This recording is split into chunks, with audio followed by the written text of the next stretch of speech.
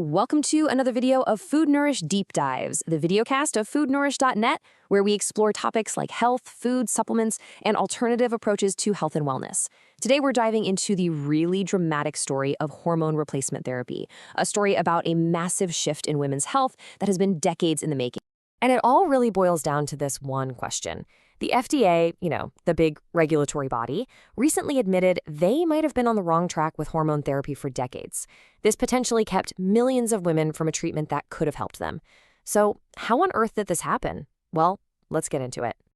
To really get what's going on, we have to rewind the clock. Let's go back to the early 2000s. Back then, hormone replacement therapy, or HRT, it wasn't just for things like hot flashes. No, it was seen as something much, much bigger. I mean, just look at this. The benefits people thought it had were staggering. A 50% reduction in heart attack risk. Based on studies like this, HRT looked like a literal fountain of youth. It was this promise to postmenopausal women that they could keep their hearts and arteries healthy and strong for years to come. And this belief, this promise, had a huge impact. In the year 2000, just 1 year, doctors wrote 46 million prescriptions for Primorin, which is a common type of HRT. It was the second most prescribed drug in the entire United States. But while all this was happening, a huge study was going on in the background, and it was about to turn everything completely upside down. So, while those early studies were really promising, doctors had this nagging concern about something called healthy user bias. Basically, were the women taking HRT just healthier people to begin with? Was that the real reason they had better outcomes? To get the real answer, the definitive answer, they needed a proper randomized clinical trial, and that trial was the Women's Health Initiative, or WHI. Then, in 2002, about 5 years into the study, the researchers pulled the plug. They stopped the whole thing early. Now, you only do that, you only halt a major study like this when the data is screaming at you, when it shows clear evidence of either major harm or a massive benefit. And in this case, boy, was it an alarming signal. The results were a bombshell. They were absolutely shocking. Instead of protecting the heart, HRT seemed to increase the risk of heart disease by 29%. Stroke risk, up 41%. And the risk of blood clots in the lungs, that more than doubled. And if that wasn't bad enough, breast cancer risk jumped by 26%. It was just devastating news, and the complete opposite of what everyone, and I mean everyone, believed. The fallout was immediate. It was dramatic. The FDA put out these really strong warnings, and prescriptions just fell off a cliff. HRT use among women over 40 in the US went from about a quarter of them using it down to less than 5%. It was like millions of women and their doctors just abandoned the treatment almost overnight. Now, before we get to the wild plot twist in this story, just a quick heads up. If you're ever looking for a great deal on your favorite wellness products or supplements, you should check out foodnourish.net/deals. We've got discounts from all the top brands. Think Perpetua Life, iHerb, Source Naturals, Nootropics Depot, BioOptimizers, you name it. The link for that is right down in the description. Okay, so the story does not end in 2002 with everyone running scared. Nope. While the world pretty much moved on, researchers kept following the women from that big WHI study. And as they sifted through the data, year after year, a really surprising clue started to emerge. It suggested that maybe, just maybe, that initial panicked reaction missed the most important detail of all.